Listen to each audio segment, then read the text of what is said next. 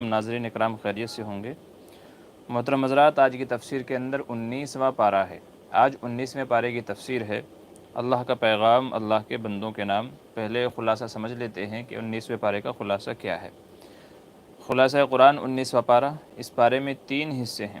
سورہ فرقان کا کچھ بقیہ حصہ ہے، اور سورۃ الشعراء مکمل ہے، اور سورہ نمل کا ابتدائی حصہ ہے۔ سورہ فرقان کے بقیہ حصے میں 4 باتیں ہیں۔ نمبر 1 قیامت کا ذکر ہے۔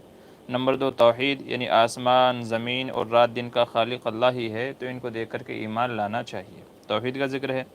نمبر 3 رسالت کا ذکر ہے کہ نبی کو بشیر اور نذیر، یعنی خوشخبری سنانے والا، ڈرانے والا بنا کر کے بھیجا گیا ہے۔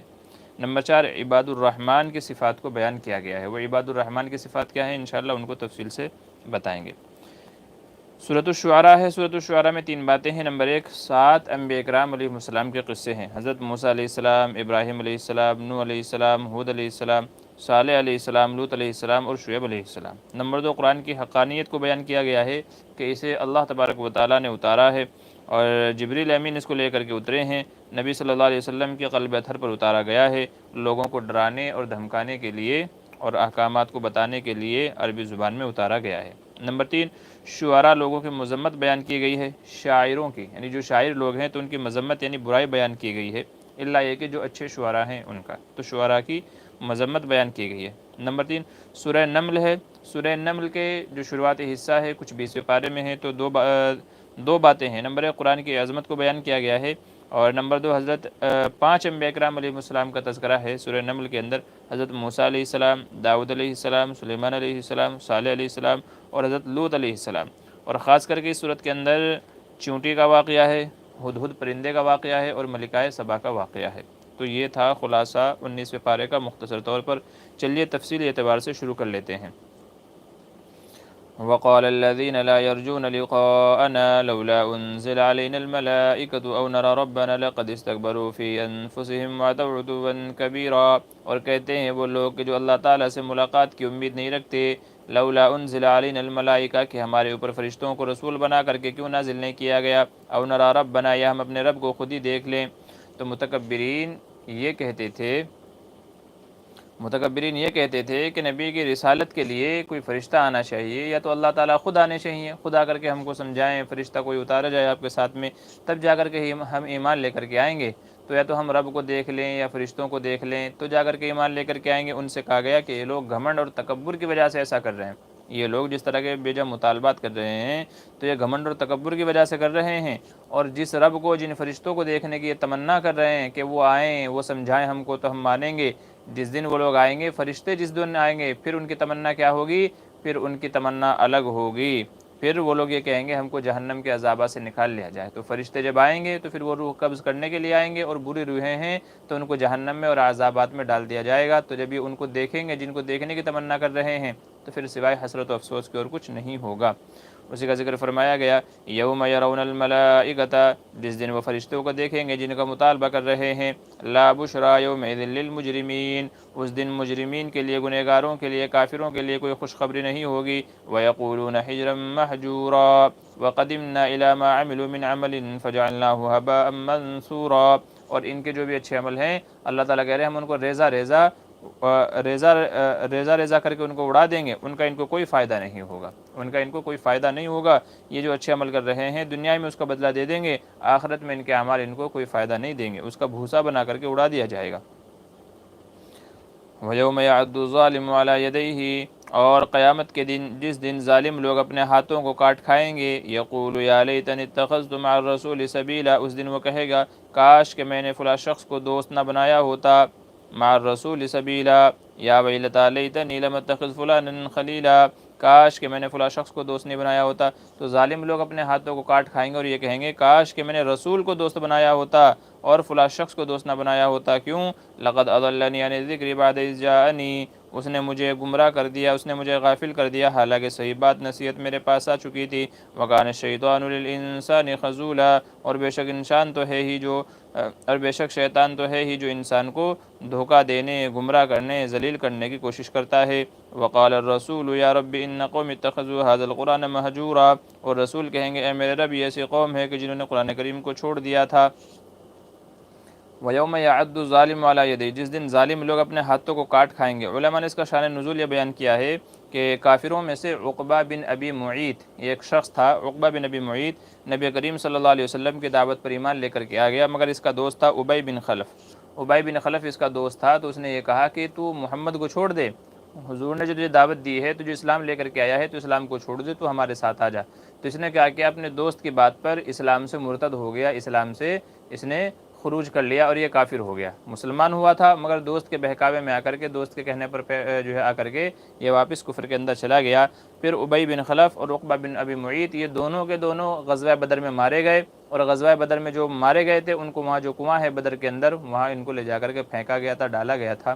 تو اسی کا ذکر ہے کہ اب اس نے انجام دیکھ لیا ہے کہ کفر کا انجام کیا ہوتا ہے، اللہ تعالیٰ نے کیسے ذلیل کر کے اس کو ہلاک کیا، کیسے ذلیل کر کے اس کو مارا، اسی کا ذکر ہے۔ تو جب اس نے اس انجام کو دیکھ لیا ہوگا تو پھر تب وہ کہہ رہا ہوگا کہ کاش میں نے رسول کے ساتھ دوستی لگائی ہوتی، حضور نے جو مجھے طریقہ بتایا تھا، اسلام کو جو طریقہ بتایا تھا، کاش میں اسی پر باقی رہتا، اور اس دوست نے مجھے گمراہ کر دیا کہ میں اسلام سے پھر گیا، جس کی وجہ سے آج مجھے یہاں عذاب اور ذلت اور رسوائی کا سامنا کرنا پڑ رہا ہے، اسی کا ذکر ہے۔ پھر حضور صلی اللہ علیہ وسلم کے ایک شکوے کا ذکر ہے کہ اللہ تعالیٰ سے حضور فرمائیں گے وقال الرسول، اور رسول نے کہا یا ربی اے میرے رب، ان قوم اتخذوا هذا القرآن مہجورا، کہ اس قوم نے قرآن کریم کو چھوڑ دیا ہے۔ یہ حضور صلی اللہ علیہ وسلم کا جو شکوہ ہے۔ علماء فرماتے ہیں کہ یہاں قومی سے مراد کفار لوگ ہیں، ان قوم اتخذوا هذا القرآن مہجورا، کہ کافر لوگوں نے قرآن کریم کو نہیں پکڑا، اس پر عمل نہیں کیا اور اس سے نصیحت حاصل نہیں کی اور ایمان قبول نہیں کیا، یہ ایک شکوہ ہے۔ لیکن علماء فرماتے ہیں کہ اس سے ہم مسلمانوں کو بھی سبق لینا چاہیے کہ ہمیں بھی قرآن کی پابندی کرنی چاہیے، قرآن کو معمولات میں اپنے رکھنا چاہیے، برابر تلاوت کرنی چاہیے، سوچ سمجھ کر کے پڑھنا چاہیے اور اللہ تبارک و تعالیٰ کے احکامات کو سمجھنا چاہیے۔ تو اگرچہ یہاں مراد ہے کافر لوگ، لیکن مسلمانوں کو بھی اس سے سبق لینا چاہیے کہ ہم بھی کیا کریں، برابر قرآن کریم کی تلاوت کا معمول رکھا کریں۔ پھر اللہ تبارک و تعالیٰ نے اپنے قدرت کو ذکر فرمایا، الم تر الی ربک، کیا تم نہیں دیکھتے اپنے رب کی طرف، کیف مد الظل، کیسے وہ سائے کو بڑھاتا ہے، ولو شاء لجعلہ ساکنا، اگر اللہ تعالیٰ چاہتا تو اس کو ساکن کر دیتا، ثم جعلنا الشمس علیہ دلیلا، پھر ہم نے سورج کو اس کے اوپر دلیل بنایا، ثم قبضناہ الینا قبضا یسیرا، پھر ہم اس کو اپنی طرف کھینچ لیتے ہیں، لوٹا لیتے ہیں بڑی آسانی کے ذریعے سے۔ وَهُوَ الَّذِي جَعَلَ لَكُمُ اللَّيْلَ لِبَاسًا، اور وہی ہے جس نے تمہارے لیے رات کو لباس بنایا، وَالنَّوْمَ سُبَاتًا وَجَعَلَ النَّهَارَ نُشُورًا، اور دن کو تمہارے پھیلنے کی چیز بنایا، وَهُوَ الَّذِي أَرْسَلَ الرِّيَاحَ بُشْرًا بَيْنَ يَدَيْ رَحْمَتِهِ، اور وہی ہے جس نے ہوا کو تمہارے لیے خوشخبری کا ذریعہ بنایا کہ رحمت نازل ہوگی، آسمان سے بارش برسے گی، وَأَنزَلْنَا مِنَ السَّمَاءِ مَاءً طَهُورًا، اور ہم ہی آسمان سے پاک صاف پانی نازل کرتے ہیں۔ تو اللہ تعالیٰ اپنی قدرتوں کو بیان فرما رہے ہیں کہ دیکھو سایہ بدلتا رہتا ہے، کہ جب سورج مشرق سے نکلتا ہے تو دوسری طرف سایہ ہوتا ہے، جب سر کے اوپر آ جاتا ہے تو سایہ ختم ہو جاتا ہے، پھر جب مغرب کی طرف سورج چلا جاتا ہے تو سایہ پھر بڑھنا شروع ہو جاتا ہے، یہاں تک کہ رات آتی ہے اور سایہ بالکل ختم ہو جاتا ہے۔ تو اللہ تعالیٰ کبھی سایہ کو دائیں، کبھی بائیں، کبھی بالکل ختم، کبھی مکمل طریقے سے اس کو ختم فرما دیتے ہیں۔ ایسے ہی رات ہے، دن ہے، آدمی کو نیند کا آنا ہے، کام کاج کے لیے جانا ہے، آسمان سے بارشوں کا نازل کرنا ہے، اور ایسے ہی کھیتیوں، باغات کو، اناج کو، غلہ جات کو اگانا ہے، تو آدمی کو چاہیے کہ ان چیزوں میں غور و فکر کر کے اللہ تبارک و تعالیٰ پر ایمان لے کر کے آئے۔ تو اللہ کی قدرتوں کو بیان کیا جا رہا ہے۔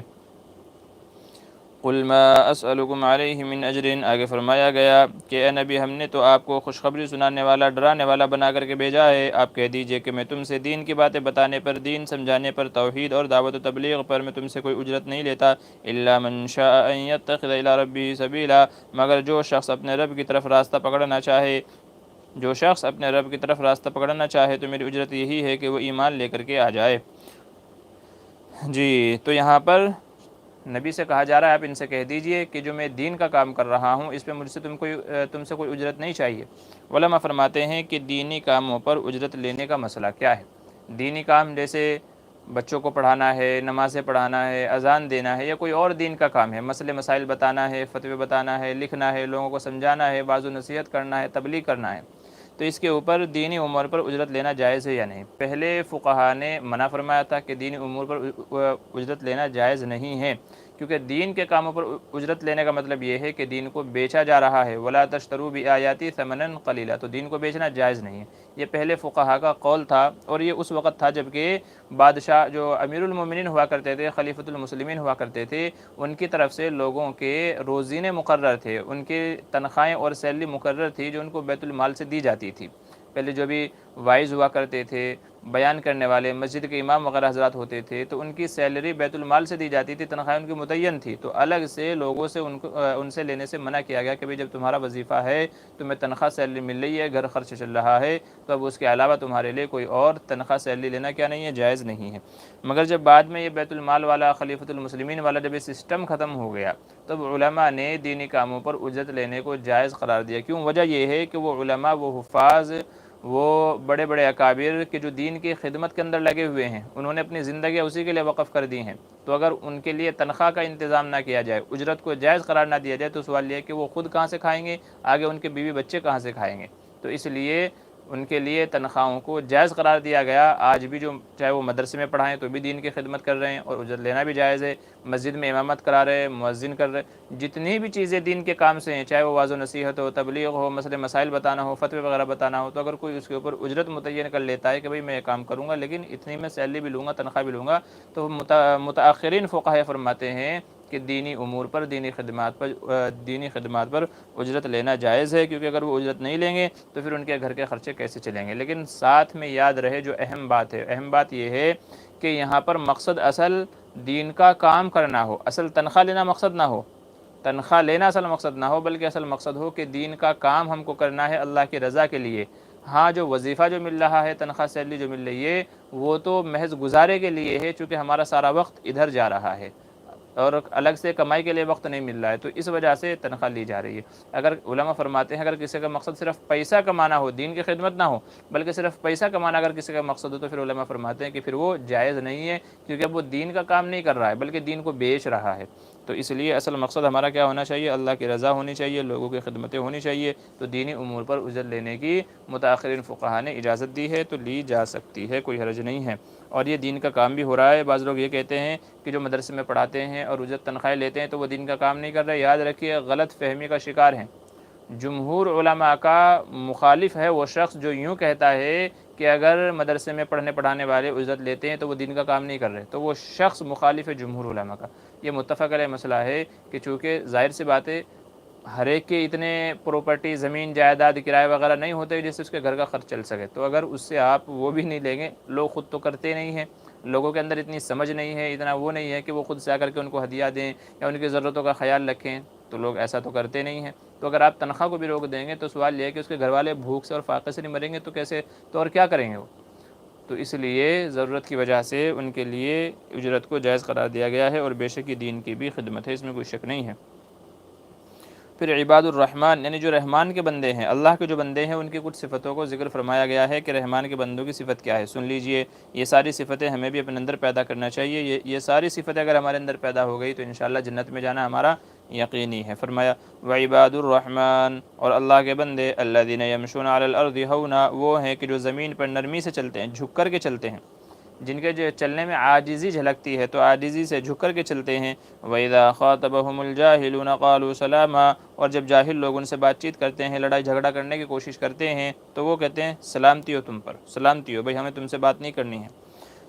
وَالَّذِينَ يَبِيتُونَ لِرَبِّهِمْ سُجَّدًا وَقِيَامًا، اور جن کی راتیں کبھی سجدے میں گزرتی ہیں اور کبھی قیام میں گزرتی ہیں اپنے رب کے لیے۔ وَالَّذِينَ يَقُولُونَ رَبَّنَا اصْرِفْ عَنَّا عَذَابَ جَهَنَّمَ، اور رحمان کے بندے وہ ہے جو یوں کہتے ہیں اے ہمارے رب ہم سے جہنم کا عذاب ہٹا لیجئے، ان عذابها كان غراما، بہت ہی سخت عذاب ہے، انها ساءت مستقرا ومقاما، بہت ہی برا ٹھکانہ ہے۔ والذین اذا انفقوا، اور رحمان کے بندے وہ ہیں کہ جب وہ خرچ کرتے ہیں اللہ کے دیے ہوئے مال میں سے، لم یسرفوا ولم یقتروا، نہ فضول خرچی کرتے ہیں نہ تنگی کرتے ہیں، وکان بین ذلک قواما، بلکہ جتنی ضرورت ہوتی ہے اعتدال کے ساتھ اتنا ہی خرچ کرتے ہیں۔ والذین لا يدعون مع اللہ الہا آخر، اور رحمان کے بندے وہ ہیں جو اللہ کے سوا کسی کی عبادت نہیں کرتے، کسی کو پکارتے نہیں ہیں۔ ولا يقتلون النفس التي حرم اللہ الا بالحق، اور نہ حق کسی کو قتل نہیں کرتے۔ ولا يزنون، اور نہ ہی وہ زنا کرتے ہیں۔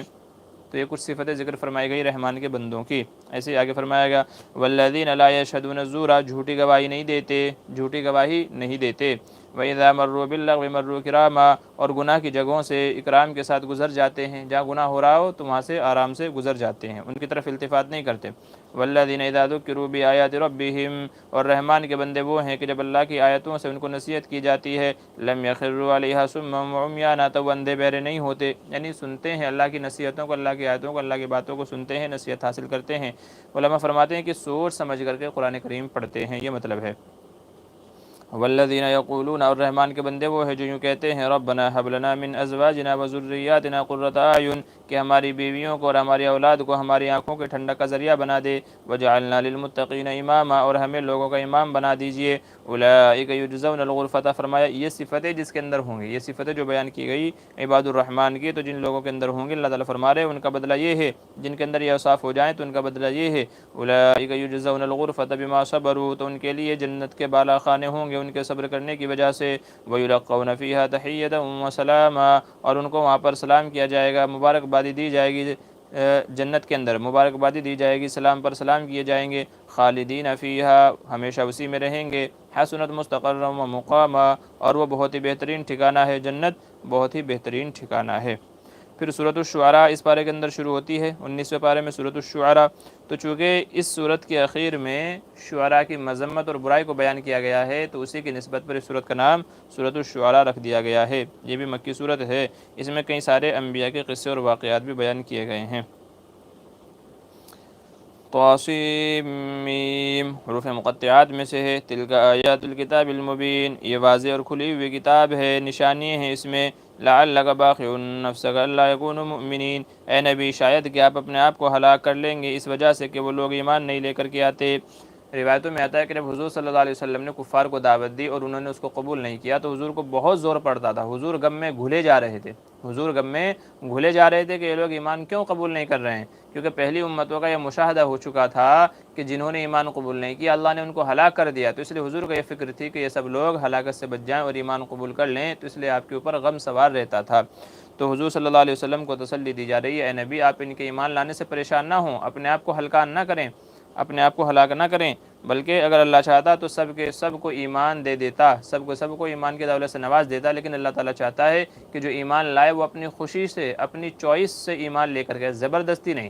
تو زبردستی اسلام میں داخل نہیں کرنا ہے، ایمان میں داخل نہیں کرنا ہے، بلکہ اپنی چوائس سے لے کر کے آئے، چونکہ حساب و کتاب اسی پر ہونا ہے، جنت و جہنم کا فیصلہ اسی پر ہونا ہے کہ اللہ نے عقل دی تھی، اللہ تعالیٰ نے سمجھ دی تھی، ہوشیاری دی تھی، فہم دیا تھا، آیتیں نشان نے تم کو بتائی تھی، تو پھر تم ایمان لائے یا نہیں لائے تو اسی کے اوپر جنت و جہنم کا فیصلہ ہوگا۔ تو اے نبی آپ اپنے آپ کو ہلاک نہ کریں۔ ان نشأ ننزل علیہم من السماء آیۃ فظلت اعناقهم لها خاضعین، اگر اللہ چاہتا تو ان کے اوپر ایسی نشانی ایسی آیتیں نازل کر دیتا کہ ان کی گردنیں جھک جاتی، یعنی وہ زبردستی ایمان قبول کر لیتا، لیکن وما یاتیہم من ذکر من الرحمن محدث الا كانوا عنہ معرضین، لیکن اللہ تعالیٰ کی طرف سے، رحمان کی طرف سے ان کے پاس جو آیتیں نشانی ہیں، جو باتیں آتی ہیں تو وہ اسے اعراض کرنے والے ہو جاتے ہیں۔ تو دیکھنا یہ ہے کہ وہ اپنی سمجھ سے ایمان لے کر کے آتے ہیں کہ نہیں لے کر کے آتے ہیں۔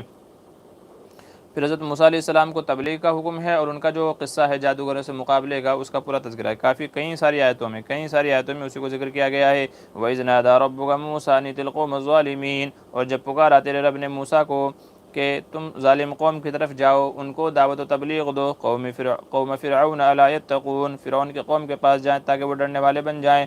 قال رب انی اخاف ان یکذبون، موسیٰ علیہ السلام نے کہا اے میرے رب مجھے یہ خوف ہے کہ شاید وہ لوگ مجھے جھٹلائیں گے، ویضیق صدری، اور میرا دل تنگ ہوتا ہے، ولا ینطلق لسانی، اور میری زبان بھی ساتھ نہیں دیتی ہے، میں صحیح سے بول نہیں پاتا ہوں۔ فارسل الی ہارون، میرے ساتھ ہارون علیہ السلام کو بھیج دیجئے، ولہم علی ذنب، اور میرے اوپر ان کا ایک گناہ بھی ہے، فاخاف ان یقتلون، تو مجھے خوف ہے کہ وہ مجھ کو قتل کر ڈالیں گے۔ ایک گناہ، اس سے مراد کیا ہے؟ علماء فرماتے ہیں کہ جب موسیٰ علیہ السلام جوان تھے تو ایک مرتبہ یہ ہوا کہ ایک قبطی یعنی فرعون کی قوم کا آدمی، اور ایک بنی اسرائیل کا آدمی، دونوں میں آپس میں جھگڑا ہو رہا تھا۔ حضرت موسیٰ علیہ السلام ادھر سے چلے آ رہے تھے تو اس نے فریاد کی کہ موسیٰ میری مدد کریں۔ بنی اسرائیل کا جو شخص تھا، موسیٰ علیہ السلام کی قوم کا جو شخص تھا، اس نے کہا اے موسیٰ آپ میری مدد کریں، یہ دیکھیں مجھے پریشان کر رہا ہے۔ حضرت موسیٰ علیہ السلام اور قبطی کو ایک گھونسا مارا، جو فرعون کی قوم کا آدمی تھا اسے ایک گھونسا مارا، تو نبی کا گھونسا تھا تو وہ ایک گھونسے میں ہی مر گیا۔ اب جب وہ مر گیا تو اب فرعون نے کہا بھائی ڈھونڈو کون ہے وہ جس نے اس کو مارا ہے۔ فرعون چونکہ اس وقت اسی کی سپر پاور تھی، اسی کی حکومت تھی، تو اس نے کہا میرے آدمی کو کس نے مارا ڈھونڈو۔ تو بہرحال پتہ چلا کہ موسیٰ علیہ السلام نے مارا ہے، تو اس سے پہلے موسیٰ علیہ السلام وہاں سے مدین کی طرف چلے گئے تھے۔ تو ان کو یہ خوف تھا کہ میں نے ان کے ایک بندے کو مار دیا تھا، تو ایسا نہ ہو کہ اس کے بدلے میں وہ مجھے مار ڈالیں۔ تو ذنبن کا مطلب یہ ہے کہ ان لوگوں کو یہ سمجھ میں آ رہا ہے کہ شاید میں نے کوئی گناہ کیا ہے، حالانکہ وہ گناہ نہیں تھا، وہ تو اپنے آدمی کی مدد کر رہے تھے۔ وہ الگ بات ہے کہ وہ گھونسا بھی برداشت نہ کر سکا، نبی کا گھونسا، اور وہ مر گیا۔ تو یہی ہے وَلَهُمْ عَلَيَّ ذَنْبٌ، مجھ سے غلطی ہو گئی تھی، خطا ہو گئی تھی، فَأَخَافُ أَن يَقْتُلُونِ، جیسا کہ آگے چل کر کے بھی آئے گا۔ موسیٰ علیہ السلام سے جب یہ عمل ہو گیا تھا تو آپ نے اللہ کی پناہ چاہی تھی کہ مولا میرا مارنے کا ارادہ نہیں تھا، میرا تو صرف بیچ بچاؤ کا صلح کا ارادہ تھا، اپنے قوم کے لوگ کی مدد کرنا تھا، میرا مارنے کا ارادہ نہیں تھا، یہ شیطان کی طرف سے مجھے معاف فرما دیجیے۔ تو اگلی آیتوں میں اس کا بھی تذکرہ ہے۔ قال اللہ، اللہ تعالیٰ نے فرمایا ہرگز نہیں، وہ تم کو نقصان نہیں پہنچا سکتا۔ فاذهبا بآیاتنا، آپ ہماری نشانی اس کے پاس لے کر کے جائیں، انا معکم مستمعون، ہم تمہارے ساتھ ہیں۔ پھر موسیٰ علیہ السلام اس کے پاس گئے، اس نے کہا جادو ہے، جادوگروں سے مقابلہ ہوا، جادوگر ایمان لے کر کے آ گئے، پھر جادوگروں کو اس نے مارا، ان کو سولی کے اوپر چڑھا دیا۔ اس کا پورا تذکرہ ہے اسی کے اندر، پورا تذکرہ آگے چل کر کے پورا یہ ساری چیزیں، ساری باتیں اس کے اندر بیان کی گئی ہیں۔ پھر ابراہیم علیہ السلام کا بھی تذکرہ ہے، اذ وَاتْلُ عَلَيْهِمْ نَبَأَ ابراہیم، کہ ابراہیم علیہ السلام کا واقعہ پڑھیے ان کے اوپر، اذ قال لأبیہ وقومہ ما تعبدون، جب انہوں نے کہا اپنی قوم سے تم کس کی عبادت کرتے ہو، قالوا نعبد اصناما فنظل لها عاکفین، ہم تو بتوں کی عبادت کرتے ہیں، قال هل يسمعونکم اذ تدعون، ابراہیم علیہ السلام نے کہا کیا وہ تمہاری باتیں سنتے ہیں جب تم ان کو پکارتے ہو، او ینفعونکم او یضرون، یا کوئی تم کو نفع پہنچاتے ہو یا کوئی نقصان پہنچاتے ہیں، تو کوئی نفع پہنچاتے ہیں، تمہاری باتیں سنتے ہیں، کیوں ان کی عبادت کرتے ہو، ایسا تو کچھ بھی نہیں ہوتا۔ تو جب قوم سے کوئی جواب نہ بن پڑا اس کا تو کہنے لگے قالوا بل وجدنا آباءنا كذلك يفعلون، ہم نے اپنے باپ داداؤں کو ایسے ہی کرتے ہوئے پایا تو بس ہم بھی ایسے ہی کر رہے ہیں۔ قال فرأيتم ما كنتم تعبدون انتم وآباؤكم الاقدمون فإنهم عدو لي الا رب العالمین، تو فرمایا تمہارے باپ دادا بھی گمراہ تھے، اور یہ جن کی تم عبادت کر رہے ہو یہ تمہارے بھی دشمن ہیں، میرے بھی دشمن ہیں، اللہ کے دشمن ہیں۔ ٹھیک ہے، میں تو اللہ کی عبادت کرتا ہوں، رب العالمین، الذی خلقنی فهو یهدین، اسی نے مجھے پیدا کیا، وہی مجھے سیدھا راستہ دکھاتا ہے، الذی هو یطعمنی ویسقین، جو مجھے کھلاتا ہے پلاتا ہے، واذا مرضت فهو یشفین، جب میں بیمار ہو جاتا ہوں تو مجھے شفا دیتا ہے، والذی یمیتنی ثم یحیین، اور وہی مجھے زندہ کرتا ہے، وہی مجھے موت دیتا ہے۔ تو یہ اللہ تعالیٰ کی صفتوں کا تذکرہ ہے، حضرت ابراہیم علیہ السلام کا یہ تذکرہ ہے۔ تو یہاں پر پھر ان کی قوم نے نہیں مانا، اللہ تعالیٰ نے ان کو آگے ہجرت کرنے کا حکم دیا۔ پھر آگے چل کر کے حضرت نوح علیہ السلام کا تذکرہ ہے، کذبت قوم نوح المرسلین، کہ نوح علیہ السلام کی قوم نے بھی ان کو جھٹلایا تھا، اذ قال لهم اخوهم نوح لا تتقون، جب ان کے بھائی نوح نے ان کو کہا تھا کہ تم کیوں نہیں ڈرتے اللہ تعالیٰ سے، انی لکم رسول امین، کہ بے شک میں تمہارے لیے رسول ہوں، امانت دار ہوں، فاتقوا اللہ واطیعون، اللہ سے ڈرو اور میری اطاعت کرو۔ لیکن قوم نے بھی نہیں مانا تو پھر ان کی قوم کے اوپر عذاب آیا۔ پھر ثم غرقنا بعد الباقین، اللہ تعالیٰ نے سب کو غرق کر دیا، اسی کا تذکرہ ہے۔ پھر حضرت ہود علیہ السلام کا تذکرہ ہے، کذبت عاد المرسلین، قوم عاد نے ان کی طرف بھیجے گئے نبی کو جھٹلایا، اذ قال لهم اخوهم ہود لا تتقون، جب ان کے بھائی ہود نے ان سے کہا تھا کہ تم ڈرتے کیوں نہیں ہو، انی لکم رسول امین، میں تمہاری طرف امانت دار رسول بنا کر کے بھیجا گیا ہوں، فاتقوا اللہ واطیعون، تم اللہ سے ڈرو اور میری اطاعت کرو، وما اسألکم علیہ من اجر، دیکھو یہ دعوت و تبلیغ کرنے میں، دین کی باتیں بتانے میں تم سے کوئی اجرت نہیں چاہتا، ان اجر الا علی رب العالمین، میری اجرت تو اللہ تعالیٰ ہی دے گا۔ مگر نوح علیہ السلام کی باتیں بھی ان کی قوم نے نہیں مانی، 950 سال تک دعوت دیتے رہے۔ پھر آخر میں ہوا یہ کہ حضرت ہود علیہ السلام جب قوم نے نہیں مانا تو پھر اللہ تعالیٰ نے ان کو بھی ہلاک کر دیا۔ پھر صالح علیہ السلام کا ذکر ہے، کذبت ثمود المرسلین، کہ قوم سمود نے بھی اپنی طرف بھیجے گئے نبی کو جھٹلایا، اذ قال لهم اخوهم صالح لا تتقون، جب صالح علیہ السلام نے ان سے کہا کہ تم اللہ سے ڈرتے کیوں نہیں ہو، میری اطاعت کرو، اللہ کی اطاعت کرو، میں تم سے کوئی روزینہ نہیں چاہتا، میری اجرت تو اللہ تعالیٰ ہی دیں گے، ان کا تذکرہ ہے۔ مگر قوم نے نہیں مانا اور جو اللہ کی نشانی تھی، اونٹنی تھی، اس کو بھی ذبح کر دیا، فعقروها فاصبحوا نادمین، اللہ کی اونٹنی تھی، نشانی اس کو ذبح کر دیا، تو وہ صبح اس حال میں تھے کہ شرمندگی تھے، یعنی جب عذاب آ گیا تو پھر ان کو افسوس ہوا، لیکن جب عذاب آ گیا تو پھر سب کو الٹ پلٹ کر کے رکھ دیا، فاخذهم العذاب، عذاب نے ان کو آ کر کے پکڑ لیا، ان فی ذلک لآیہ، بے شک اس میں بھی نشانی ہے غور و فکر کرنے کے لیے، وما کان اکثرهم مؤمنین، لیکن اکثر لوگ ایمان لے کر کے نہیں آتے ہیں۔ پھر آگے لوط علیہ السلام کی قوم اور ان کے اوپر عذابات کا تذکرہ ہے، کذبت قوم لوط المرسلین، کہ لوط کی قوم نے بھی ان کو جھٹلایا، اذ قال لهم اخوهم لوط لا تتقون، جب لوط علیہ السلام نے ان سے کہا کہ تم اللہ سے ڈرتے کیوں نہیں ہو، میں تمہارے لیے کیا ہوں، رسول بنا کر کے بھیجا گیا ہوں، امانت دار ہوں، اللہ کی اطاعت کرو، میری اطاعت کرو، اسی کا تذکرہ ہے۔ لیکن قوم نے نہیں مانا تو ان کے اوپر پتھروں کا عذاب بھیجا گیا۔ ثم دمرنا الآخرین وامطرنا علیہم مطرا فساء مطر المنذرین، تو ہم نے پتھر مار مار کر کے پتھروں کی بارش ان کے اوپر برسائی۔ ان فی ذلک لآیہ، اس میں بھی نشانی ہے غور و فکر کرنے والوں کے لیے، اس میں بھی کیا ہے؟ نشانیاں ہیں غور و فکر کرنے والوں کے لیے، تو اسی کا تذکرہ ہے۔ پھر آگے حضرت شعیب علیہ السلام کا تذکرہ ہے، حضرت شعیب علیہ السلام کا تذکرہ ہے۔ اذ قال لهم شعیب الا تتقون، جب شعیب علیہ السلام نے کہا کہ تم لوگ ڈرتے کیوں نہیں ہو، اوفوا الکیل ولا تکونوا من المخسرین، برابر تولو، اس میں کمی زیادتی نہ کرو، وزنوا بالقسطاس المستقیم، انصاف کے ساتھ تولو، ولا تبخسوا الناس اشیاءهم، لوگوں کی چیزوں کو کم نہ کرو، ولا تعثوا فی الارض مفسدین، زمین میں فساد نہ پھیلاؤ۔ تو شعیب علیہ السلام نے بھی اپنے قوم کو سمجھایا مگر لوگ نہیں مانے، پھر ان کے قوم کے اوپر بھی عذاب آیا، اسی کا تذکرہ ہے۔ ان فی ذلک لآیہ، اس کے اندر بھی نشانی ہے لوگوں کے لیے۔ وان ربک لہو العزیز الرحیم، تیرا رب سخت پکڑنے والا ہے۔ وانہ لتنزیل رب العالمین، نزل به الروح الامین علی قلبک لتکون من المنذرین بلسان عربی مبین، یہاں پر وحی کے مقام کو بتایا جا رہا ہے کہ نبی کریم صلی اللہ علیہ وسلم کے قلب اطہر پر وحی نازل کی جاتی ہے۔ یہ جو وحی، یہ جو قرآن اتارا جا رہا ہے، اللہ کے جو احکامات اتارے جا رہے ہیں، یہ حضور صلی اللہ علیہ وسلم کے قلب اطہر پر اتارے جا رہے ہیں، اور اس کو لے کر کے نازل ہونے والے بھی کون ہیں؟ جبریل امین ہیں، جو اپنے رب کی طرف سے لے کر کے آتے ہیں۔ یہ قرآن کریم عربی کے اندر نازل ہو رہا ہے تاکہ تم لوگوں کو سمجھ میں آئے، چونکہ تم اہل عرب ہو تو تمہاری زبان، تمہاری لینگویج میں اس کو نازل کیا جا رہا ہے تاکہ تمام باتیں تم کو سمجھ میں آئیں۔ اور یہ جو قرآن کریم نازل کیا جا رہا ہے، اس کا ذکر پہلی کتابوں میں بھی ہے، پہلے جو صحیفے اترے، جو پہلی کتابیں اتاری گئی، تورات ہے، زبور، انجیل ہے، تو اس میں بھی اس کا تذکرہ ہے، لیکن پھر بھی تم لوگ ایمان نہیں لے کر کے آتے ہیں، اسی کا تذکرہ ہے۔ وَإِنَّهُ لَتَنزِيلُ رَبِّ الْعَالَمِينَ، یہ رب العالمین کی طرف سے بھیجا گیا کلام ہے، احکام ہے۔ نزل به الروح الامین، روح الامین یعنی جبریل امین اس کو لے کر کے اترتے ہیں، علی قلبک، آپ کے دل پر، لتکون من المنذرین، کیوں اتارا جا رہا ہے؟ وجہ بیان کی، قرآن کریم کیوں نازل کیا جا رہا ہے؟ تاکہ آپ لوگوں کو ڈرانے والے بن جائیں۔ علماء فرماتے ہیں کہ نبی کا سونا عام لوگوں کے سونے کی طرح نہیں ہے، نبی اگر سوتا ہے تو بھی اس کا دل جاگتا رہتا ہے، آنکھیں سوتی ہیں، جیسے کہ بعض حدیث میں ہے کہ تنام عینی ولا ینام قلبی، کہ میرا دل سوتا ہے لیکن میری آنکھیں نہیں سوتی ہیں۔ تو اگر سونے کی حالت میں، خواب کی حالت میں بھی اگر جبریل امین کوئی وحی لے کر کے نازل ہوتے ہیں تو اس کا بھی اسی طریقے سے اعتبار ہوتا ہے جیسے جاگنے کی حالت میں۔ تو حضور سوئے ہوئے ہوں، نبی سویا ہوا ہو یا جاگ رہا ہو، وحی کا وہی حکم ہے جو جاگنے کی حالت میں ہے، تو آپ کے دل پر اتارا گیا تھا۔ آپ نے فرمایا میری آنکھیں سوتی ہیں، دل نہیں سوتا، دل جاگتا رہتا ہے، لہٰذا اللہ کی طرف سے جو وحی آتی ہے تو برابر اس کو سنا جاتا ہے، سمجھا جاتا ہے، پھر آگے لوگوں کو بتایا جاتا ہے، تو وہ بھی وہی کیا ہے؟ معتبر ہے، اسی کا تذکرہ کیا گیا ہے۔ بلسان عربی مبین، عربی زبان میں ہے۔ وَإِنَّهُ لَفِي زُبُرِ الْأَوَّلِينَ، اور اس کا ذکر پہلی کتابوں کے اندر بھی ہے۔ أَوَلَمْ يَكُنْ لَهُمْ آيَةً أَن يَعْلَمَهُ عُلَمَاءُ بَنِي إِسْرَائِيلَ، بنی اسرائیل کے لوگ بھی اس کو جانتے ہیں، پہچانتے ہیں کہ اس کا تذکرہ کیا ہے؟ پہلے ان کے اندر بھی ہے، پہلی صحیفوں کے اندر، پہلی کتابوں کے اندر بھی ہے۔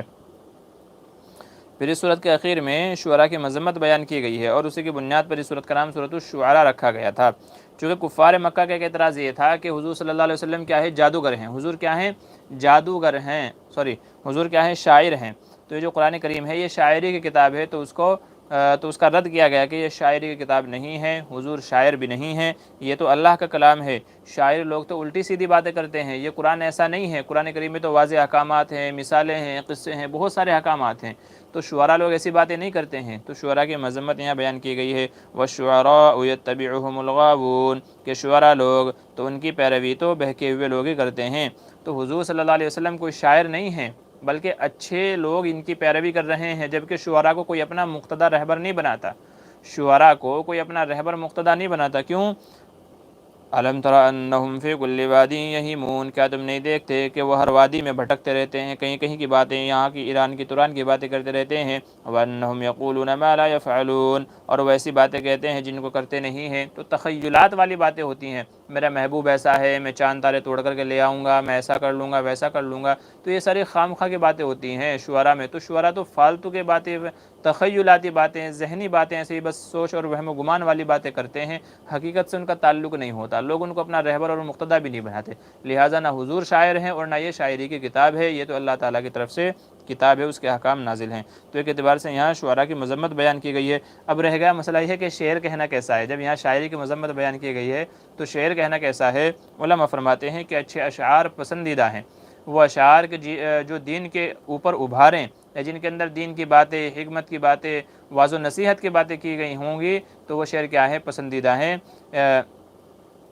بعض اشعار وہ ہیں کہ جن کے اندر حکمت بھری باتیں ہوا کرتی ہیں، تو ایسے اشعار پسندیدہ ہیں۔ یا جو جن اشعار میں جو اگر کسی نے برائی بیان کی ہے تو اس کے جواب دیا جائے اور تعریف بیان کی جائے تو وہ اشعار بھی پسندیدہ ہیں۔ جیسے حضرت حسان رضی اللہ عنہ نے کہ جب حضور صلی اللہ علیہ وسلم کی برائی بیان کی تھی بعض کفار نے اشعار میں، تو حضور نے فرمایا تھا ان کا جواب دو، تو حضرت حسان رضی اللہ عنہ کے لیے مسجد نبوی میں ممبر لگایا گیا تھا اور انہوں نے حضور صلی اللہ علیہ وسلم کی تعریف بیان کی تھی، تو حضور کی تعریف بیان کی تھی۔ تو ایسے اگر کوئی ہجو برائی بیان کرتا ہے تو اس کے جواب میں تعریفی والے اشعار کہنا تو اس کی بھی اجازت ہے۔ حقیقت حال بیان کرنے کے لیے اشعار کہنا اس کی بھی اجازت ہے۔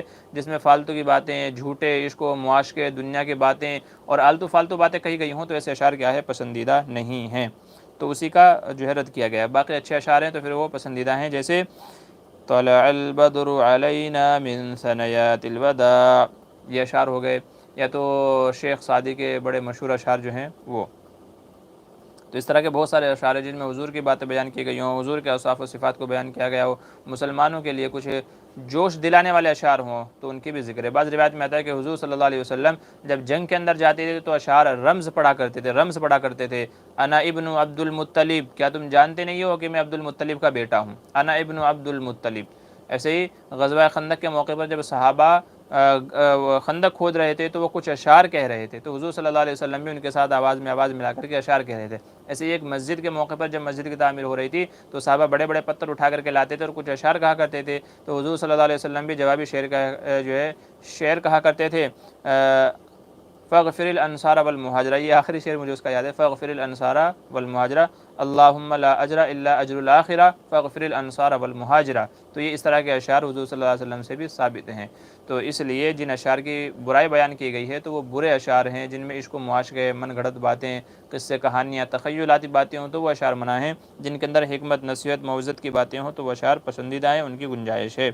اسی کا ذکر ہے الا الذین آمنوا، مگر جو لوگ ایمان لے کر کے آ گئے، وعملوا الصالحات، اچھے عمل کیے، وذکروا اللہ کثیرا، اللہ کا بہت زیادہ ذکر کرتے ہیں، وانتصروا من بعد ما ظلموا، ان کی مدد کی جائے گی جبکہ ان کے اوپر ظلم کیا گیا ہے تو وہ مظلوم تھے، ان کی مدد کی جائے گی، وسیعلم الذین ظلموا ای منقلب ینقلبون، ظالم لوگوں کو عنقریب پتہ چل جائے گا، ظالم لوگوں کو عنقریب پتہ چل جائے گا کہ ان کے ساتھ کیا معاملات ہونے والا ہے۔ جی بہت سارے لوگ سوال کر رہے ہیں، السلام علیکم ورحمۃ اللہ وبرکاتہ۔ ٹھیک ہے، اچھا یہ صرف پروگرام ہے تفسیر کا، اس لیے یہاں سوال جواب نہیں ہے۔ ٹھیک ہے، سوال جواب کا جو پروگرام ہے انشاءاللہ وہ کل ہوگا۔ جی پھر اس کے اندر سورۃ النمل شروع ہوتی ہے۔ سورۃ النمل، نمل کے معنی ہے چیونٹی، نمل کے معنی ہے چیونٹی، عربی میں نمل کے معنی چیونٹی کہتے ہیں۔ تو چونکہ سلیمان علیہ السلام اور جو چیونٹی ہے تو اس کا تذکرہ یہاں پر ایک خصوصی تذکرہ کیا گیا ہے، تو اسی کی بنیاد پہ سورۃ کا نام سورۃ النمل رکھ دیا گیا ہے۔ جی سورۃ النمل مکی سورت ہے، اور بعض علماء فرماتے ہیں کہ سورۃ الشعراء کے فوراً بعد اس کا نزول ہوا ہے۔ جو پچھلی صورت ہے سورۃ الشعراء تو اس کے فوراً بعد اس کا نزول ہوا ہے، اور اس کے اندر کفار کچھ اعتراضات ہیں، کچھ باتیں ہیں، اور ایسے ہی توحید ہے، ایمان و یقین اللہ کی قدرت ہے، کچھ انبیاء کے قصے ہیں تو ان کا تذکرہ ہے اس صورت کے اندر بھی۔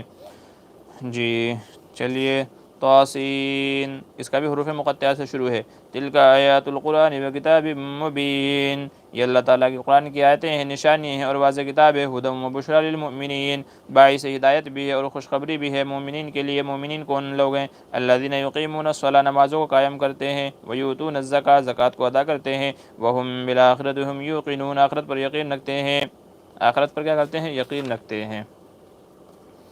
پھر مختصر طور پر حضرت موسیٰ علیہ السلام کا وہی تذکرہ ہے کہ جب آپ مدین چلے گئے تھے، اپنی بیوی کو لے کر کے واپس آ رہے تھے، سردیوں کا زمانہ تھا، سردی لگی، راستہ بھٹک گئے تو دور ایک جگہ آگ لگی ہوئی دیکھی، تو فرمایا تم یہاں ٹھہرو، میں یا تو راستہ پوچھ کر کے آتا ہوں یا کوئی آگ کا انگارہ لے کر کے آتا ہوں جس سے ہم کو تھوڑی سی کیا ملے، گرمراہٹ ملے۔ وہاں گئے تو معلوم پڑا کہ یہ وادی طوا ہے اور اس میں اللہ تعالیٰ ہیں، اور اللہ تعالیٰ نے آپ کو نبوت اور رسالت کے لیے منتخب فرما لیا ہے، اسی کا تذکرہ ہے۔ اذ قال موسیٰ لأہلہ، جب موسیٰ نے کہا اپنے گھر والوں سے، انی آنست نارا، آگ تلاش کر کے لے کر کے آتا ہوں تمہارے لیے، سآتیکم منہا بخبر، وہاں سے یا تو کوئی خبر لے کر کے آتا ہوں، او آتیکم بشہاب، یا تو کوئی انگارہ لے کر کے آتا ہوں۔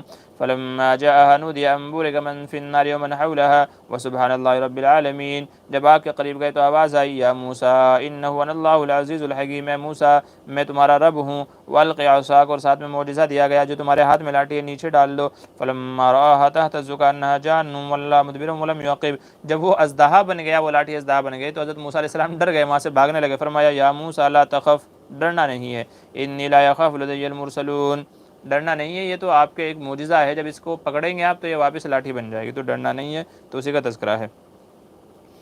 جی پھر حضرت داؤد سلیمان علیہ السلام کے واقعے کا تذکرہ ہے۔ وَلَقَدْ آتَيْنَا دَاوُودَ وَسُلَيْمَانَ عِلْمًا، داؤد کو بھی اور سلیمان کو بھی علم بھی عطا فرمایا تھا۔ وَقَالَ الْحَمْدُ لِلَّهِ الَّذِي فَضَّلَنَا عَلَى كَثِيرٍ مِّنْ عِبَادِهِ الْمُؤْمِنِينَ، وہ دونوں ایسے بندے تھے کہ اللہ نے ان کو نعمتوں سے نوازا تو اللہ کا شکر ادا کرتے تھے کہ اللہ نے ہمیں تمام عالمین پر فضیلت بخشی ہے۔ اس سے پہلے جو سورۃ الشعراء، اس میں دوسرے نبی اور ان کی جو قوم تھی ان کے عذابات کو تذکرہ کیا گیا کہ اللہ نے ان کو بھی مال و دولت سے نوازا تھا، مگر مال و دولت کے ذام میں گھمنڈ میں انہوں نے کیا اللہ کی باتوں کو نہیں مانا، جس کی وجہ سے ان کے اوپر عذاب نازل ہوا۔ اس کے بالمقابل یہ دو نبی تھے، اللہ نے ان کو بھی انعام سے نوازے، کرام سے نوازا، مگر یہ اللہ کے شکر گزار بندے تھے، تو اسی کا تذکرہ ہے۔ وَوَرِثَ سُلَيْمَانُ دَاوُودَ، اور ہم نے سلیمان کو وارث بنایا داؤد کا۔ یہاں علماء فرماتے ہیں کہ یہاں وراثت سے مراد علم نبوت مراد ہے، یہاں نبوت میں وارث ہونا مراد ہے، مال و دولت کا وارث ہونا مراد نہیں ہے، کیونکہ اگر مال و دولت میں وارث ہونا مراد ہوتا تو فرماتے ہیں کہ داؤد علیہ السلام کے 19 بیٹے تھے۔ کتنے بیٹے تھے داؤد علیہ السلام کے؟ 19 بیٹے تھے، لیکن کسی کے تعلق سے نہیں فرمایا سلیمان علیہ السلام کو چھوڑ کر کے کہ ہم نے ان کو وارث بنایا، تو پتہ یہ چلا کہ یہاں وراثت سے جو مراد ہے وہ علم اور نبوت میں وراثت مراد ہے، کہ نبی صرف سلیمان علیہ السلام کو بنایا گیا تھا 19 بیٹوں میں سے، تو یہاں پر علم نبوت میں وراثت مراد ہے۔ اور انبیاء وہ اسی کے وارث ہوتے ہیں، مال و دولت کے وارث نہیں ہوتے۔ نبی کریم صلی اللہ علیہ وسلم نے ارشاد فرمایا نحن معاشر الانبیاء ما ترکنا صدقۃ، کہ ہم انبیاء کی جماعت گروہ، ہم جو مال و دولت چھوڑ کر کے مر جاتے ہیں، ہم جو چھوڑ کر کے چلے جاتے ہیں، تو وہ سب کا سب کیا ہے؟ صدقہ ہے، وہ سب کا سب کیا ہوتا ہے؟ صدقہ ہوتا ہے۔ تو یہاں مال و دولت میں وراثت مراد نہیں ہے، بلکہ حکومت میں یا تو علم میں یا تو نبوت میں مراد ہے۔ سلیمان علیہ السلام کو اللہ تعالیٰ نے پرندوں کی بولیاں بھی عطا فرمائی تھی اور ان کو پوری دنیا پر حکومت عطا فرمائی تھی، چرندے پرندے جانور ہر چیز کے اوپر، ہوا یہاں تک کہ ہوا کو بھی ان کے مسخر کر دیا تھا، تابع کر دیا تھا، اسی کا تذکرہ ہے۔ وَوَرِثَ سُلَيْمَانُ دَاوُودَ وَقَالَ يَا أَيُّهَا النَّاسُ عُلِّمْنَا مَنطِقَ الطَّيْرِ وَأُوتِينَا مِنْ كُلِّ شَيْءٍ، ان کو ہر چیز دی گئی تھی، پرندوں کی بولیاں سکھائی گئی تھی۔ إِنَّ هَذَا لَهُوَ الْفَضْلُ الْمُبِينُ، یہ بہت بڑا فضل ہے اللہ تعالیٰ کا۔ وَحُشِرَ لِسُلَيْمَانَ جُنُودُهُ مِنَ الْجِنِّ وَالْإِنسِ وَالطَّيْرِ فَهُمْ يُوزَعُونَ، وہ کیا کرتے تھے؟ حضرت سلیمان علیہ السلام کے تابع جنات بھی تھے، انسان بھی تھے، پرندے بھی تھے، سب چیزیں ان کے تابع فرمان تھی، سب چیزیں ان کے تابع فرمان تھیں، یہاں تک کہ ہوا کو بھی ان کا مسخر کر دیا تھا، اور ہوا بھی ان کو جہاں چاہتے اڑا کر کے لے کر کے جاتی تھی، مہینوں کا سفر گھنٹوں میں طے کر لیا کرتے تھے۔ اس کے پیچھے بھی علماء نے ایک واقعہ بیان کیا ہے کہ ہوا ان کے تابع کیوں کیا۔ بعض روایتوں میں آتا ہے کہ ایک مرتبہ انہوں نے جنگ کے لیے بہت سارے گھوڑے منگوائے تھے جنگ کے لیے، تو ان کا معائنہ کر رہے تھے، دیکھ رہے تھے کون کون سے گھوڑے ہیں، کیا کیا ہیں، کیسے کیسے نہیں ہیں۔ اسی میں آپ کی عصر کی نماز قضا ہو گئی، ایک نماز آپ کی اس کے اندر قضا ہو گئی، تو آپ کو جب جو ہے احساس ہوا کہ ان گھوڑوں میں انہماک اور مصروف ہونے کی وجہ سے میری نماز چلی گئی، اللہ کی عبادت ضائع ہو گئی، تو آپ کو غصہ آیا اور آپ نے تمام گھوڑوں کے پاؤں کاٹ ڈالے کہ انہی کی وجہ سے اللہ کی عبادت ضائع ہوئی ہے، تو تمام گھوڑوں کے پاؤں کاٹ ڈالے۔ اللہ تعالیٰ کو یہ عمل پسند آیا کہ اب ٹھیک ہے، ہم تمہاری سواری گھوڑوں کو نہیں، گھوڑوں کے آپ نے اللہ کی رضا کے لیے پیر کاٹ دیے ہیں، تو اب ہم گھوڑے کی جگہ تمہاری سواری ہوا کو بنا دیتے ہیں، اور ہوا کو حضور کے حضرت سلیمان علیہ السلام کے تابع کر دیا۔ چنانچہ ہوا کو جہاں بھی آپ کہتے ہیں، ایک بڑا تخت تھا آپ کا بڑا تخت تھا، جس پہ بڑے بڑے علماء بیٹھتے تھے، مفتیان کرام بیٹھتے تھے، اور پھر عام پبلک ہوا کرتی تھی، آپ کے وزیر وزراء مشیر وغیرہ بیٹھتے تھے، بیچ میں حضرت سلیمان علیہ السلام کا بڑا تخت، بڑی کرسی لگائی جاتی تھی۔ پھر ہوا کو حکم دیتے تھے کہ یہ تخت لے کر کے چلو، تو ہوا وہ تخت اٹھاتی تھی اور ایک جگہ سے دوسری جگہ جہاں جانا ہوتا تھا وہاں جا کر کے لے جا کر کے رکھ دیا کرتی تھی، اسی کا تذکرہ ہے۔ پھر آگے چونٹی سے جو مکالمہ ہوا اس کا تذکرہ ہے۔ حتی اذا اتوا علی وادی النمل، ایک مرتبہ جب جا رہے تھے لشکر کو لے کر کے، تو چیونٹیوں کے وادی النمل یعنی چونٹیوں کی جو وادی تھی وہاں پہنچے۔ قالت نملتن، تو ایک چونٹی نے کہا جو سردار تھی، یا ایھا النمل ادخلوا مساکنکم، اے دوسری چونٹیوں اپنے گھروں میں گھس جاؤ، اپنے بلوں میں گھس جاؤ۔ لا یحطمنکم سلیمان وجنودہ، سلیمان اور اس کا لشکر تم کو کچل نہ ڈالے، سلیمان اور اس کا لشکر تم کو کچل نہ ڈالے۔ تو سلیمان علیہ السلام جا رہے تھے، تو ایک چونٹی نے کہا بھائی سب کے سب اپنے بلوں میں گھس جاؤ، کہیں ایسا نہ ہو ان کے پیروں تلے آ کر کے تم کچلی جاؤ۔ سلیمان علیہ السلام چونکہ پرندوں کی بولیاں جانتے تھے، تو یہ سن لیا، تو اس چونٹی کو بلایا گیا۔ بعض اس میں آتا ہے تفاسیر میں کہ اس چونٹی کو بلایا گیا اور اس سے یہ کہا کہ ایک نبی سے تم کو یہ ڈر ہے کہ نبی تمہارے پر ظلم کرے گا، تم کو کچل ڈالے گا؟ تو وہ چونٹی کہنے لگی نہیں، آپ نے میرا اگلا جملہ نہیں پڑھا، وَهُمْ لَا يَشْعُرُونَ، ان کو احساس بھی نہ ہو۔ ٹھیک ہے، ان کو ہم ذرا سی مخلوق ہے، چیونٹی ذرا سی جانور ہے، کس کے پیر کے نیچے آیا، کس کے پیر کے نیچے نہیں آیا، کسی کو کیا پتہ چلتا ہے؟ تو اس لیے میں نے یہ کہا تھا کہیں ایسا نہ ہو اتنا بڑا لشکر آ رہا ہے ان کو پتہ بھی نہ چلے اور تم کچلی جاؤ۔ تو حضرت سلیمان علیہ السلام چیونٹی کی دانش مندی سے بڑے خوش ہوئے اور اس کو انعام اکرام سے نوازا، تو اسی کا تذکرہ ہے۔ فتبسم ضاحكا من قولها، اس کی بات سن کر کے ہنسی آ گئی۔ وقال رب اوزعنی ان اشکر نعمتک التي انعمت علی وعلى والدی، اور کہا کہ میں اپنے رب کا شکر ادا کیوں نہ کروں جس نے مجھے انعام سے نوازا، میرے والدین پر انعام کیا۔ ان اعمل صالحا ترضاه وادخلنی برحمتک فی عبادک الصالحین، تو مجھے چاہیے کہ میں ایسے اچھے عمل کروں کہ جس سے میرا رب راضی ہو اور مجھے اپنی رحمت میں داخل کر لے اور نیک بندوں میں میرا شمار کر لے۔ چیونٹی کا واقعہ ہو گیا ہے۔ دوسرا واقعہ ہے ہدہد کا۔ وتفقد الطیر، اور پرندوں کی حاضری لی، حاضری لیتے تھے کون کون حاضر ہے کون کون نہیں حاضر ہے۔ فقال ما لی لا اری الہدہد، تو فرمانے لگے ہدہد آج کہاں ہے، دکھائی نہیں دے رہا۔ ام کان من الغائبین، یا وہ غائب ہے، کہاں ہے ہدہد پرندہ؟ تو پرندہ نہیں دکھا۔ لأعذبنہ عذابا شدیدا او لأذبحنہ، میں اسے سخت سزا دوں گا یا ذبح کر دوں گا۔ او لیاتینی بسلطان مبین، یا تو کوئی ٹھوس وجہ لے کر کے آئے کہ وہ حاضر کیوں نہیں تھا۔ فمکث غیر بعید، تھوڑی دیر کے بعد حاضر ہوا۔ فقال احطت بما لم تحط به وجئتک من سبأ بنبأ یقین، تو کہنے لگا میں ایسی چیز لے کر کے آیا ہوں کہ آپ اس کے اوپر یقین نہیں کریں گے، ایسی خبر ہے۔ کیا خبر ہے وہ؟ انی وجدت امرأة تملکهم وأوتیت من کل شیء ولها عرش عظیم، کہ میرا گزر ایک ایسے عورت کے پاس سے ہوا تھا جو ان کی بادشاہ ہے، مردوں کی بادشاہ عورت ہے، اور اس عورت کا بہت بڑا کیا ہے، اس کا بہت بڑا تخت بھی ہے، اور ہر چیز اس کو مال و دولت سے ہر چیز سے اس کو نوازا گیا ہے۔ لیکن مسئلہ کیا ہے؟ وجدتها وقومها، میں نے پایا اس کو اور اس کی قوم کو، یسجدون للشمس من دون اللہ، کہ وہ اللہ کو چھوڑ کر کے سورج کی پرستش کرتے ہیں، عبادت کرتے ہیں۔ وزین لهم الشیطان اعمالهم، اور شیطان نے ان کے لیے اس عمل کو مزین کر دیا ہے۔ فصدهم عن السبیل فهم لا يهتدون، تو وہ اللہ کے راستے سے بھٹک گئے ہیں، گمراہ ہو گئے ہیں، راہ راست پر نہیں آ رہے ہیں۔ اللہ یسجد للہ الذی، کہ اللہ کے لیے سجدہ نہیں کرتے ہیں وہ۔ تو یہ وجہ بیان کی کہ میں جا رہا تھا، اچانک سے میں نے دیکھا ایک جگہ کہ ایک ملک ہے جہاں پہ عورت کی حکمرانی ہے لیکن وہ سورج کو پوجتے ہیں، تو اس لیے میں ان کے حال احوال دیکھنے کے لیے رک گیا تھا، اس لیے مجھے دیر ہو گئی تھی۔ حضرت سلیمان نے کہا اچھا ٹھیک ہے دیکھتے ہیں تو سچا ہے کہ نہیں، میرا یہ خط لے کر کے جاؤ، جا کر کے ان کو دے دو۔ خط میں لکھا گیا تھا کہ دیکھو یا تو تم اللہ کی مان لو، اللہ کی عبادت کر لو، اطاعت کر لو، مسلمان ہو جاؤ، ورنہ میں اتنا بڑا لشکر لے کر جو ہے اتنا بڑا لشکر لے کر کے آ رہا ہوں کہ جس کی کوئی انتہا نہیں ہے، پھر سمجھ جانا تم۔ جب یہ خط پہنچا ہے ملکہ سبا جس کا نام بلقیس بتایا جاتا ہے، اس کے پاس پہنچا تو اس نے اپنے درباریوں سے مشورہ کیا کہ اب کیا کیا جائے، میرے پاس ایک خط بھیجا گیا ہے جو سلیمان کی طرف سے ہے، بسم اللہ الرحمن الرحیم سے اس کو شروع کیا گیا ہے، تو کیا کرنا چاہیے؟ تو جو اس کے وزراء تھے انہوں نے کہا دیکھو ہم طاقتور ہیں، طاقت و قوت ہمارے پاس ہے، کیوں نہ اس سے مقابلہ کیا جائے، سلیمان سے مقابلہ کیا جائے۔ انہوں نے کہا دیکھو ایسا نہیں ہے، بادشاہ جب کسی گاؤں میں کسی شہر میں داخل ہوتے ہیں تو اسے تباہ و برباد کر دیتے ہیں، اور میں تباہی نہیں چاہتی، اس لیے پہلے ان کا امتحان لیتے ہیں کہ وہ مال و دولت کے پجاری ہیں یا اللہ کی طرف سے واقعی وہ رسول ہیں۔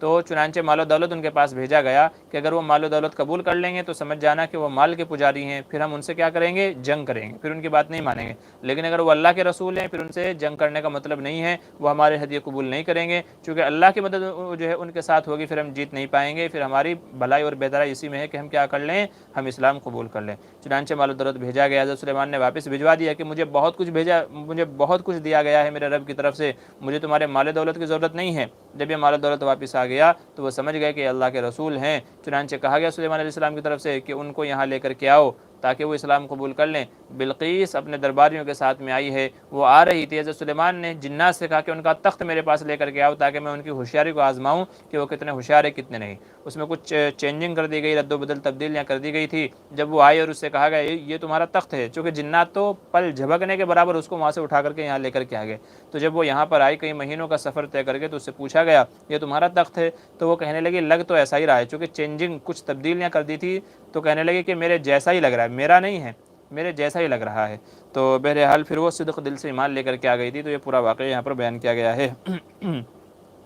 اذهب بکتابی ھذا، میرے اس خط کو لے کر کے جاؤ، فالقی، اور ان کے اوپر جا کر کے ڈال دو، فتول عنہم، اور پھر دیکھیے، ثم تول عنہم فانظر ماذا یرجعون، کہ وہ کیا جواب دیتے ہیں۔ قالت یا ایھا الملأ، تو بلقیس نے کہا اے میرے سردارو، انی القی الی کتاب کریم، میری طرف ایک کریم خط یعنی معزز خط بھیجا گیا ہے، انہ من سلیمان، وہ سلیمان کی طرف سے ہے، وانہ بسم اللہ الرحمن الرحیم، یہ جگہ ہے کہ جہاں پر بسم اللہ الرحمن الرحیم سورت کے علاوہ پوری بسم اللہ ذکر کی گئی ہے، پوری بسم اللہ ذکر کی گئی ہے۔ اللہ تعالی علیہ واتونی مسلمین، کہ تم میرے پاس مسلمان ہو کر کے آ جاؤ، تو یہ پورا واقعہ یہاں پر ذکر کیا گیا ہے۔ پھر بلقیس کا جو ہے ایمان لانے کا وہ قال رب انی ظلمت نفسی، جب بلقیس کو واضح ہو گیا کہ ہاں تم کیا کر رہے تھے ابھی تک، چاند سورج کی جو پرستش کر رہے تھے وہ غلط تھی، وہ ظلم تھا، تو کہنے لگی اے میرے رب میں نے ظلم کیا اپنی جان پر، واسلمت مع سلیمان للہ رب العالمین، میں سلیمان کے ساتھ میں اسلام لے کر کے آتی ہوں اللہ تعالیٰ پر، میں اسلام لے کر کے آتی ہوں، میں مسلمان ہوتی ہوں، اسی کا تذکرہ ہے۔ پھر مختصراً حضرت صالح علیہ السلام کا بھی تذکرہ ہے، کچھ پیچھے بھی گزرا ہے، پھر آگے بھی ان کا تذکرہ آ رہا ہے، لوط علیہ السلام کا بھی آگے تذکرہ آ رہا ہے، اور پھر اس پارے کے آخر میں سورہ یہ اپنا 19واں پارہ ہے، اس کے آخر میں ایک بلیغ خطبہ دیا گیا ہے تمام انبیاء کرام کی طرف سے۔ قل الحمد للہ، اے نبی آپ کہہ دیجئے تمام تعریف اللہ ہی کے لیے ہیں، وسلام علی عبادہ الذین اصطفیٰ، اور سلامتی ہو اللہ کے ان بندوں پر جن کو اللہ نے چن لیا ہے، اللہ خیر، کیا اللہ بہتر ہے، اما یشرکون، یا وہ لوگ جن کو تم اللہ کے ساتھ شریک ٹھہراتے ہو۔ تو تمام تعریفیں اللہ کے لیے ہیں، اللہ کے بندوں پر سلامتی ہونی چاہیے۔ تو یہ ایک خطبے کے سمجھیے آخر کے یہ الفاظ ہیں کہ تمام باتیں ہو گئی ہیں، تمام چیزیں ہو گئی ہیں، پھر اس کے آخر میں اللہ تعالیٰ کی حمد بیان کی گئی ہے، اس کے نیک بندوں پر سلامتی بھیجی گئی ہے۔ تو ہونا بھی یہی چاہیے کہ جب کوئی بیان ہو، کوئی واضح نصیحت ہو، تو اس وقت اس طرح کی باتیں ہونی چاہیے کہ اللہ کی تعریف پر، حمد و ثنا پر اس کا اختتام کرنا چاہیے۔ تو یہ تھا 19ویں پارے کی مختصر تفسیر، چند آیات، چند باتیں، چند احکام اور چند مثالیں اور قصے۔ اللہ تعالیٰ ہم کو دین کی باتوں پر صحیح طریقے سے عمل کی توفیق نصیب فرمائے۔ اچھا، کچھ لوگ سلام کر رہے تھے، پارے کی تفسیر تو مکمل ہو گئی ہے، کل انشاءاللہ جو ہے 20ویں پارے کی تفسیر کے ساتھ حاضر ہوں گے۔ اچھا، کچھ کیا توصیف خان کہہ رہے ہیں السلام علیکم مولانا صاحب میری مدد کریے۔ بھئی کیا مدد ہے، بتائیں گے تو بتائیں گے نا، ہمارے بس میں جو ہوگا انشاءاللہ تو آپ کی مدد کی جائے گی۔ اچھا، شیخ عزیز الرحمن السلام علیکم، ماشاءاللہ جی شکریہ تمام حضرات کا جو حاضر ہوتے ہیں، جو دیکھتے ہیں، ابھی دیکھیں یا بعد میں دیکھیں، تمام حضرات کا شکریہ۔ اللہ تعالیٰ سب کو جزائے خیر عطا فرمائے اور سب کے حق میں خیر کے بہترائی کے فیصلے فرمائے۔ انشاءاللہ کل ملاقات ہوگی 20ویں پارے کی تفسیر کے ساتھ میں، تب تک کے لیے خدا حافظ، السلام علیکم ورحمۃ اللہ وبرکاتہ۔